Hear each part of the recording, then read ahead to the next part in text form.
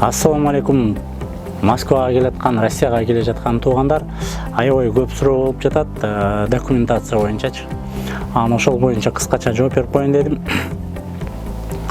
Биринчи келгенде эле силерге регистрация керек. Регистрация мурункудай юридический адреске жаза ала берет, бирок мурункудай жилой помещениясы жок, юридический адреске жаза албай калган. Ошондуктан азыр хостелге, общежитияга же болбосо гостиницага, эгер юридический адрес болсо, сөзсүз жыл площадь адам жашай ала турган жери болсо, ошол жер УФМСтин проверкасынан өткөн болсо, ошондон кийин гана ошол жерге регистрация жасалат. Андан тышкары дагы үйдүн өзүңөр жашап аткан квартира снимать этип аткандын үй ээлерине жолугуп 3 айга регистрация жасатсаңар болот. 3 ай бүткөндөн кийин иштеген жериңизден официальный трудовой договор, трудовой договор эки түрдүү болот. Бирөөсү жөн эле трудовой договор берип коет, аны менен көчөдө жүрөсүздөр.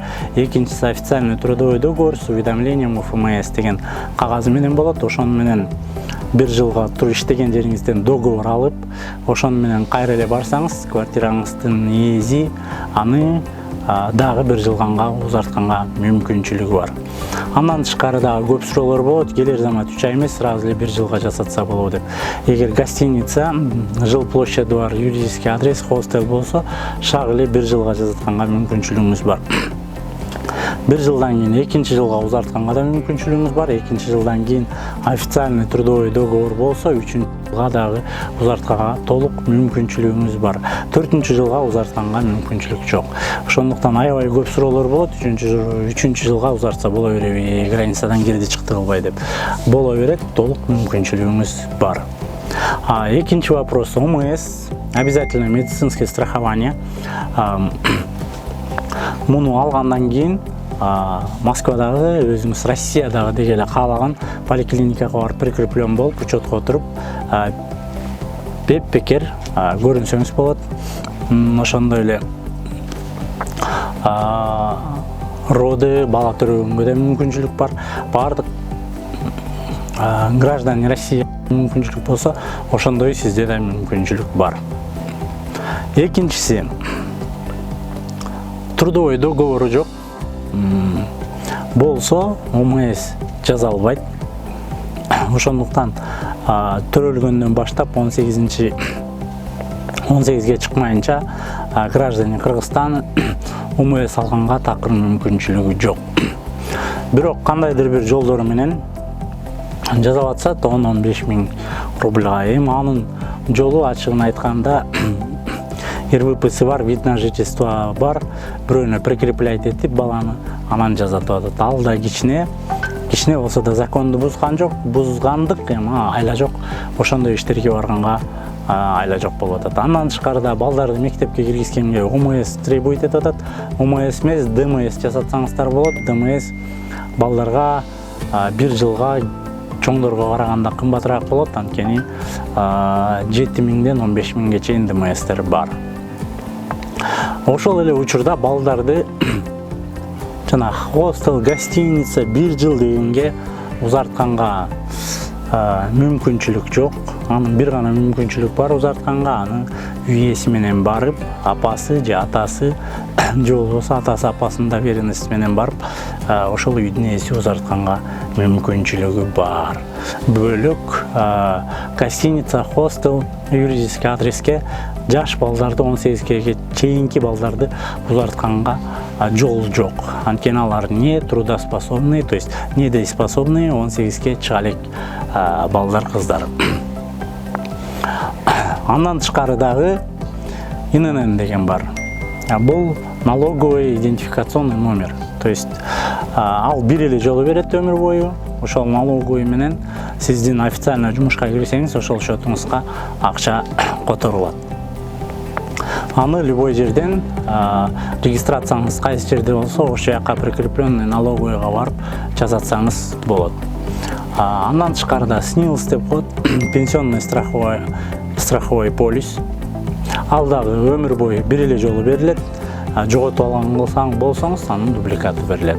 Ал дагы пенсионный фондко сиздин официальный жумушка киргенден кийин которулчу өзүнчө бир счетуңуз болот.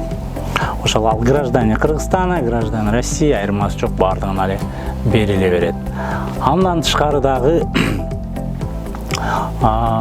кыргыздарга медкнижка керек, медицинская книжка, эми ал баарыбызга эле белгилүү 6 ай сайын узартылат жана официальный медицинский центрлер бар, медкнижка бергенге лицензиясы бар, укугу бар поликлиникалар бере алат. Ошол кыскача маалымат. Эгер дагы дополнительный бөлөкчө дагы суроолоруңуздар болсо, суроолорду берсеңиздер болот.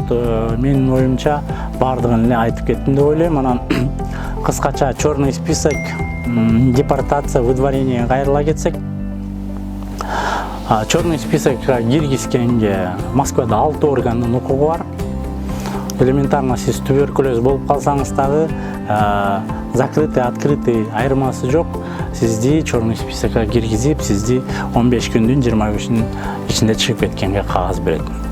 Кыргызстандан чыгып бөлөк, то есть Россиядан чыгып бөлөк жактан барып дарылашыңыз керек.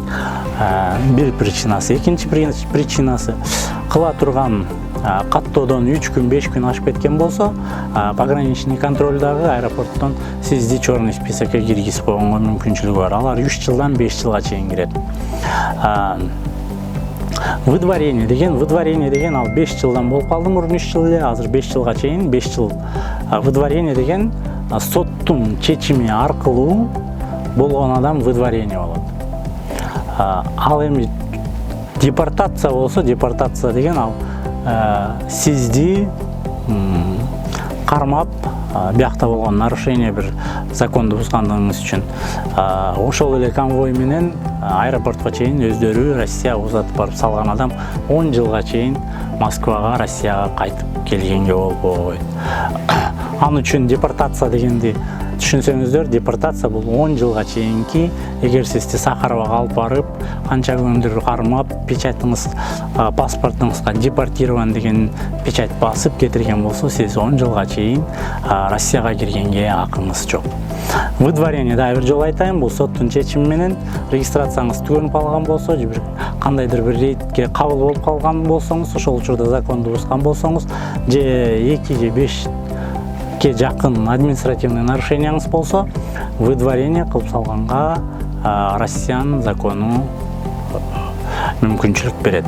Андан тышкары дагы ошол черный список эң жеңили 6 орган сизди каалаган учурда бир какой-то бир незначительный немеңиз үчүн, нарушенияңыз үчүн сизди черный списокко салып коюшу мүмкүн. Аны интернеттен текшерип алсаңыздар болот. Ошол дагы вопростарыңыздар болсо кайрылыңыздар, колдон келишинче жооп беребиз. Ассаламу алейкум, ишиңиздерге ийгилик, бардык документиңиздер туура болуп, ар дайым жакшылыктын үстүндө жүрүңүздөр.